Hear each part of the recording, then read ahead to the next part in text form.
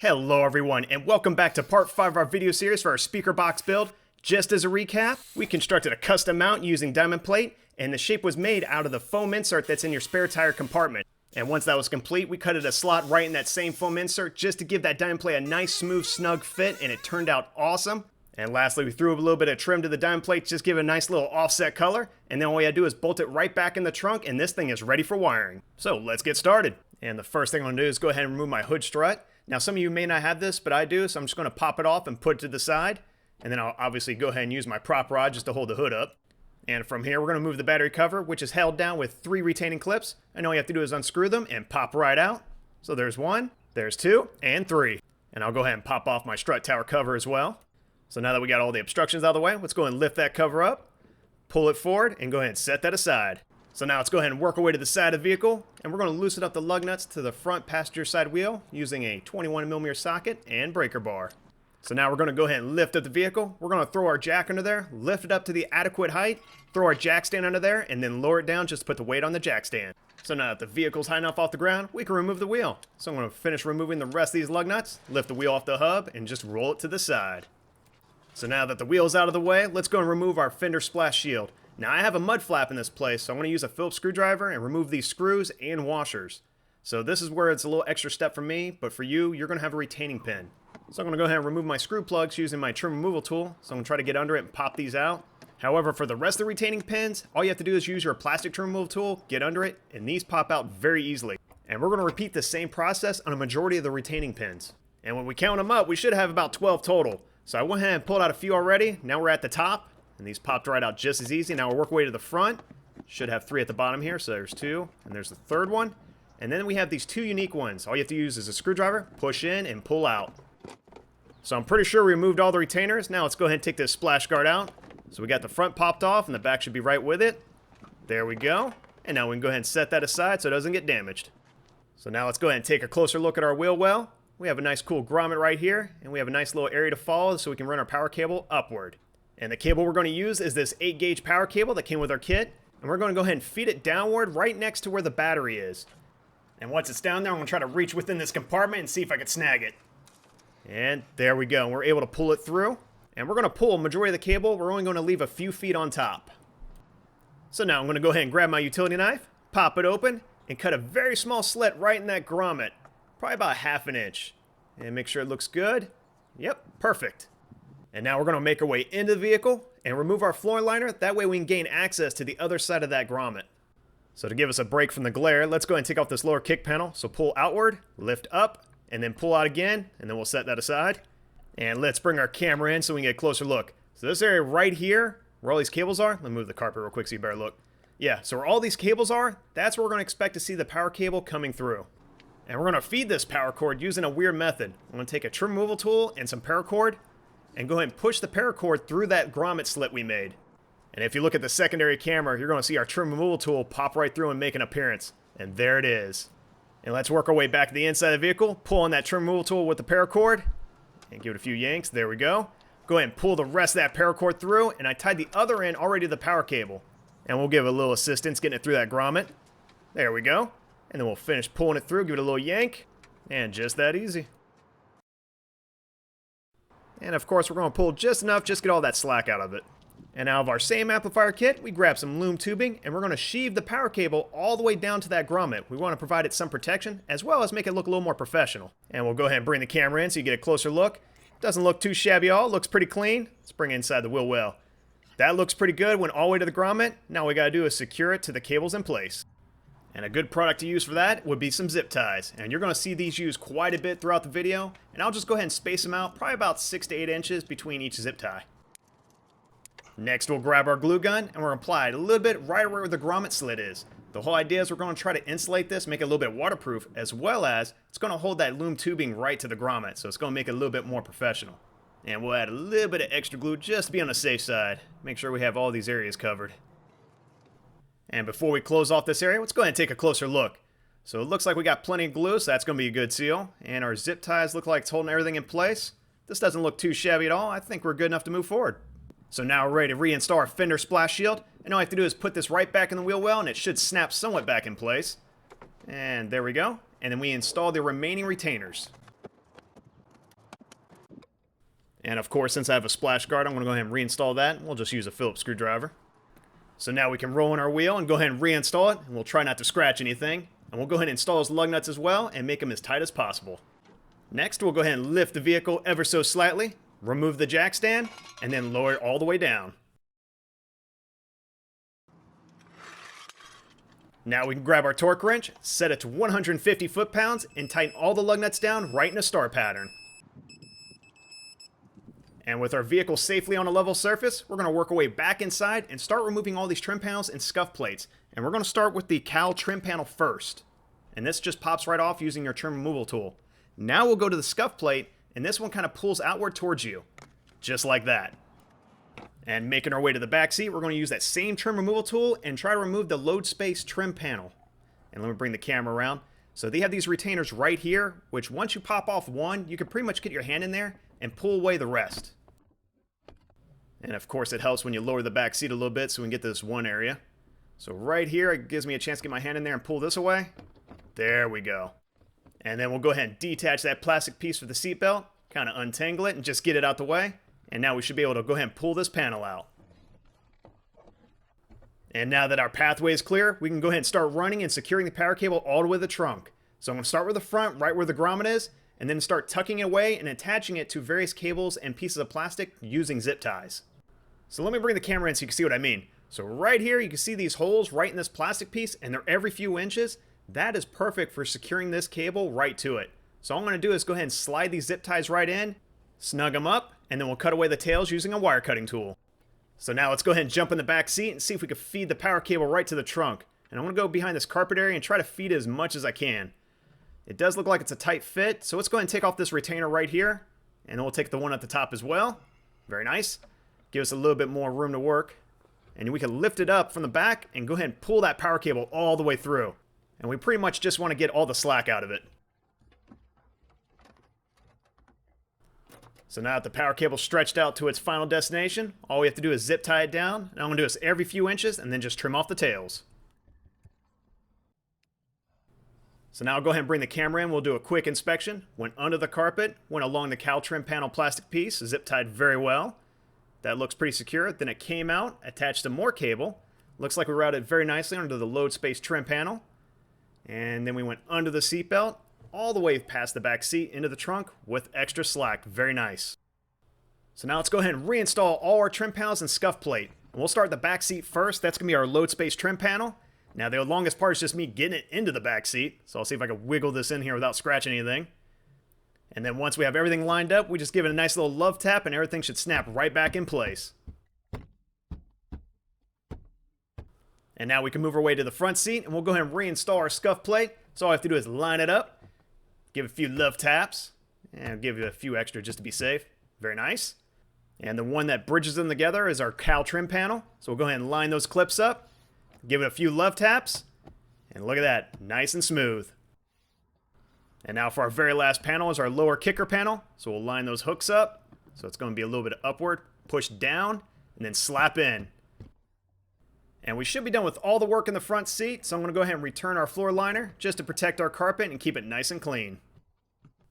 So now this is where the meat and potatoes of the video begins. I want to start with a 30-foot roll of speaker cable, and I want to cut it into 4 equal lengths, which is going to be about 7.5 feet, and we're going to use 2 pair per side. So let's go ahead and start with the driver's side. So I have 2 sets of speaker wire, and I want to start running it right behind the carpet. The whole idea is I want to start pre-running all this cable just to lay it out before we start cutting it to exact lengths. So now that we ran all the wires behind the carpet, we can go ahead and reinstall that retainer that holds it in place. So now let me go ahead and bring the camera in and show you the location of some of these speaker wires. There's going to be a set there and a set right there. This is where it's going to get really fun. And by fun, I kind of mean painful, because we're going to be upside down in the trunk while trying to solder these wires right to the rear speakers. And how this works is really cool, because the audio goes to these rear speakers is going to be the input for your amplifier, as well as it tells when the amplifier to turn on. So it works as 2 functions. It's pretty cool. So now that the wires are attached to the speakers, we're going to clean the surrounding area using some alcohol and a microfiber cloth. And of course, we always do this before we apply any zip tie mounts in any of these areas. So we got this speaker done, and then we'll move on to the other side and just give that a quick wipe down as well. So now we'll grab that zip tie mount we mentioned earlier. Now I'm just going to apply a few around where this wiring is, just so we can keep the cable management nice and clean. We always try to do a job as professional and as good looking as possible. So now that I no longer need to lay down the trunk, let me go ahead and take the amplifier out, because I need to get access to that spare tire bracket. And the reason being, we're going to be hooking up our ground cable. And this cable did come out of our amplifier kit, so it is a good length. So we'll go ahead and strip a little bit of the end off, twist it, and go and crimp down our ring lug. So I'm going to go ahead and fold over one side, at least try to, let's see, there we go. Then I'll crimp over the other side, see if I can fold them over each other. And then I'll go ahead and press it down as much as possible, and it should give us a nice, clean, snug fit. And we'll give this one more squeeze. Let's see. Beautiful. Looks perfect. And looking at our spare tire bracket, that hole right there is what we're going to be using. So I'm going to grab some 220 grit sandpaper and sand it down. That way I can get it down to bare metal. Now the real cool part is that hole's already pre-threaded to an M6. So all we have to do is clean up all this paint, go ahead and remove it. That way it gets a nice clean connection with the ground. And we're also going to go clean it up with alcohol, just make sure there's no dust on there. Just give us the nice cleanest connection possible. And taking a closer look, yep, looks pretty clean to me. So now we're ready to connect our ground cable. So I have our ring lug, and then I have our washer, which we'll place on top. And then I have our M6 screw, and that actually fits pretty good. So we'll go ahead and screw that down. And I'll start with finger tightening it, of course. Then grab our screwdriver and make sure it's tight as possible. So now we can go ahead and reinstall our amplifier, and I'll go ahead and place that in gently while routing that ground cable through that trench we cut through it. And then we'll just tighten everything down. Next, we'll go ahead and strip away that second pair of speaker wire for the subwoofers. So I have one on each side, the passenger side and the driver's side, and I want to go ahead and crimp the positives together and the negatives together, just like you see right here. And now we can go ahead and attach those to the amplifier, and these just screw right in. And as you can see, as we're running cables and wires to the amplifier, we're always maintaining good cable management. We always want to make it look clean. So I want to go ahead and add those zip tie mounts and zip ties and just clean them all up and make it look good. So with the majority of the wiring cleaned up, we're able to cut off all the excess length on that power cable, and we can crimp off the ends. So I got these spade lugs I went ahead and crimped down, and this looked good. And I'll do the same thing on the ground as well, and now we can attach it to the amplifier. And all we're going to use is our Phillips screwdriver and just make sure it's good and tight. And now we're going to grab this wiring harness that came with our amplifier. Now this thing is going to be used to connect our rear speakers to our amplifier. So I'm going to apply some quick disconnects, just in case I don't get the positive and negative right. I could always swap them around. Now let's go ahead and work our way back to the trunk, and we can go ahead and install this harness. And it only goes in one way, so all you have to do is just match up the notch and it should click right in. And there we go. And that looks pretty good. So now that we got the wiring harness in place, we got an ideal length we're going to need for these speaker wires. So we'll trim off the excess, strip them off, put those quick disconnects on, and then of course we'll use those zip tie mounts and just make sure the cable management looks nice and clean. So let me go ahead and grab the camera so we can get a closer look. So it looks like we didn't do a bad job at all. Everything looks like it's tied down very well. The whole idea, as long as everything's secure so nothing vibrates loose, because we don't want any issues later down the road. But overall, it didn't turn out too shabby at all. And before I forget, let me go ahead and reinstall this cover, and it just snaps right in. And now the very last thing we need to do in the trunk, we just need to connect our speaker wires to our custom boxes. So we'll start with the driver's side. Let me go ahead and zoom in. There we go. And looking at these terminal binding posts, all you have to do is put the wire in there and screw it right down. And we'll do a quick tug just to check it. Looks good. And now all we have to do is just throw our speaker box in place, and this side is all done. And we'll repeat the exact same steps on the passenger side as well. And we're almost done. So let's go ahead and disconnect our ground cable off our battery. And I'm just going to use a 10mm socket and socket wrench. So let's go ahead and remove the nut. Go ahead and lift the cable off the lead. And then go ahead and put the nut back on so I don't lose it. So now we can go ahead and mount our breaker. Now the kit did come with an inline fuse, but I'm just using a breaker just out of personal preference. And we're going to mount it by drilling a hole on the side of the battery holder. And it's just going to be a 3/16 drill bit. So I just kind of eyeballed it. So now that we know exactly where the breaker's going, we can go ahead and strip the power cable, go ahead and insert it in this lumen tubing, and then just trim it down. And just to make it easy on us, we're going to install our power cables into the breaker right now before we attach the breaker to the battery holder. So you'll need a 5mm Allen wrench, loosen the set screws, and then we'll go ahead and snug it down and just make sure the power cable isn't going anywhere. Looks good, and then we'll do the other side as well. Perfect. And now we'll go ahead and gently route the power cables right next to that battery holder just so we can mount the breaker in its final resting place. And we're just going to bolt it down using a 4mm screw and a lock nut. So let me go ahead and insert that in there and see if I can get everything all lined up. And I'll try to go ahead and install this nut without dropping it. That's the hardest part. And we'll grab our 7mm socket and a screwdriver. And we'll go ahead and snug this up. And that feels pretty tight. Let's do a little check. Oh yeah, that's definitely not going anywhere. That looks good. And let's bring the camera in so you get a closer look. Man, this doesn't look bad at all. I actually like how this is turning out. Let's keep moving. So now that we have our safety device installed and wired, we can go ahead and connect our power. So I'm going to open up the fuse box, and we're going to use this center connection right here. I think that's going to be a great spot to go ahead and power our amplifier. And that's going to be plenty of length. Look at that. So all I just got to do is get the right length and just cut it down to size. And then we'll crimp a ring lug to the end. Looks good. Let's do a little check. Oh, very nice. Put our sleeve on there. And then we'll go ahead and take our 10mm socket wrench, and let's go ahead and take that nut right off that stud. Go ahead and try not to drop it. Put our ring lug right on there and put the nut back on. Very nice. And we'll go ahead and snug that right back up. Beautiful. And we'll do some finishing touches on their cable management. We just want to make sure these cables aren't going anywhere. So now let's go ahead and take that same 10mm socket, and let's go ahead and reconnect our ground. So we'll throw the cable right back on stud, throw that nut back on, and then go ahead and snug it down. And it feels like it's all downhill from here. So let's go ahead and install our battery cover. Go ahead and line everything up. There we go. Not too bad. And then we'll take those same 3 retainers we had earlier, pop them right in, and screw them down. And one more. Very nice. And since I have hood struts, I'll just pop that right back in and reinstall my strut tower cover. Alright, so now I'm going to jump in our first experiment. We're going to do a driving test. I want to go ahead and try to swerve and do sharp turns just to see if I can get these speaker boxes to move. So I'm going to go down a straightaway and see if I could swerve left or right at first. Let's see what we got. Alright, not too bad at all. Got a little bit of swerve in there. Not bad. Alright. A little bit of movement, but not bad. Let's go and do a sharp turn. And here we go. Ooh, that's not good. We definitely need to fix that. Alright, so here's my solution. I have some hook and loop adhesive tape. Let me get out of the box. And I'm going to take the roll that has the hook side. So, yep, this side right here, that's rough. And I'll put it against the carpet. See how it sticks to it? That's what I want. So I want to cut about 3 inches away and put 2 of them together. Just to make sure they're the exact same length. Take the adhesive backings off.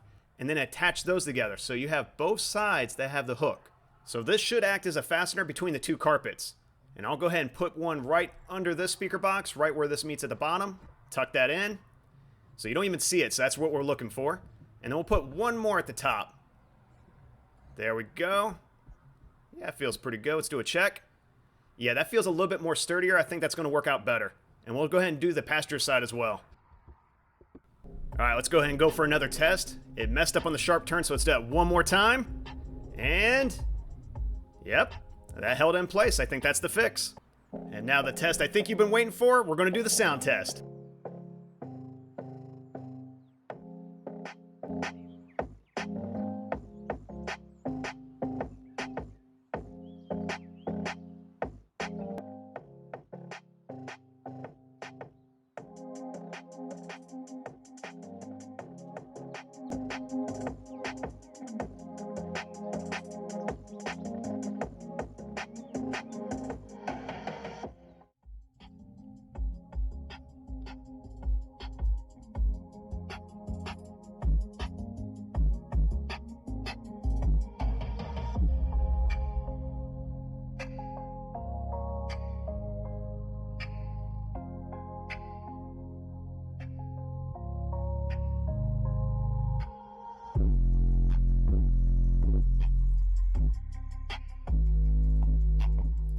Well, I think this project turned out awesome. I had a great time building these. I hope you really enjoyed the series. If you did, please like and subscribe.